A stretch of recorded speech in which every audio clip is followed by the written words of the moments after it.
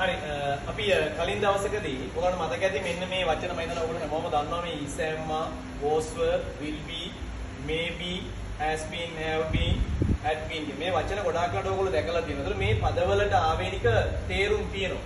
දැන් is am වල තියෙනවා ඉන්නවා සිටිනවා කියන අදහස මේවා කෙටි කරලා තිබේ සිටි වේ විදිහට අරගන්න පුළුවන්.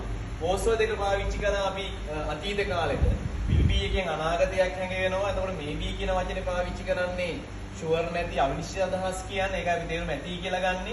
මේ විශේෂයෙන් has been have been කියන වචන දෙක පාවිච්චි කරනවා කාල පරාසයක ඉඳන් අපි අදහසක් ප්‍රකාශ කරන ගොඩක් වෙලාවක ඉඳන් ඉන්නවා කියන අදහස ප්‍රකාශ කරනවා. එතකොට ඒකේ had been එක පාවිච්චි කරනවා අතීත කාල පරාසයක් ඇතුලේ සිදු වුණා කරමින් තිබ්බා කියන අදහස. දැන් මෙන්න මේ වචනත් එක්ක අපිට පුළුවන් පුතේ ක්‍රියාපදයක ing කියන එක පාවිච්චි කරන්න. ඕනෑම verb එකකට ing එකතු කරපුවාම අපිට මේකේ තේරුම ගන්න පුළුවන් අර මින් කියන අදහස. එහෙම නැත්නම් නිකන් අර එකම ක්‍රියාපදයේ දෙපාරේ කර ලියා නට නටා කියන අදහස ගන්න පුළුවන්.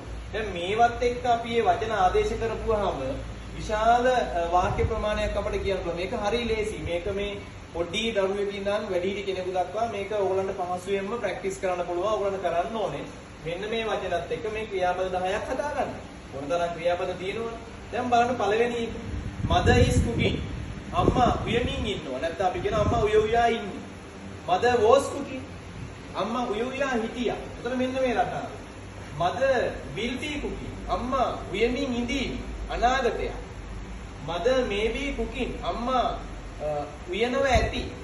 එතන මේ sure නේ. සමහරට අපි අනුමාන කරනවා සමහරට මේ වැඩේ අම්මා කර කර ඉන්නවා ඇති කියලා. එතන maybe කියන වචනෙත් එක්ක ing දානවා. mother has been cooking. අම්මා ගොඩක් වෙලාවක ඉඳන් උයනවා. බොහෝ වෙලාවක ඉඳන් උයනවා. ඉතින් ගොඩක් වෙලාවක ඉඳන් උයනවා. අපිට ඕන නම් අර උයන්න මෙච්චර වෙලා ගියා මෙන්න මේ කාලපරාසයකින් හඟවන්න පුළුවන්. mother had been cooking. අම්මා ගොඩක් වෙලා උයමින් හිටියා. උයා හිටියා.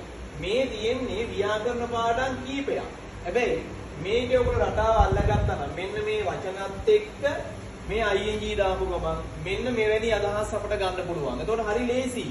දැන් I am teaching මම උගන්වමින් ඉන්නවා.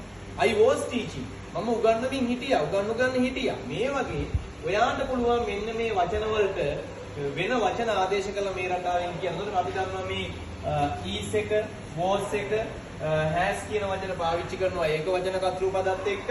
ඊට පස්සේ එක were එක have එක පාවිච්චි කරනවා බහුවචන කතෘ පදත් එක්ක. අනිත් ඒවා ඒක වචන බහුවචන ભેදයක් නෑ. ඉතින් මේක ඕනම කෙනෙකුට දාන්න පුළුවන්. ඕගොල්ලන්ට මේක හරියට අවබෝධ කරගත්තොත් හොඳට ඉංග්‍රීසි කතා කරන්න පුළුවන්. ඉතින් මම හිතනවා you may be practicing. එයා ප්‍රැක්ටිස් කරනවා ඇති. so you can practice.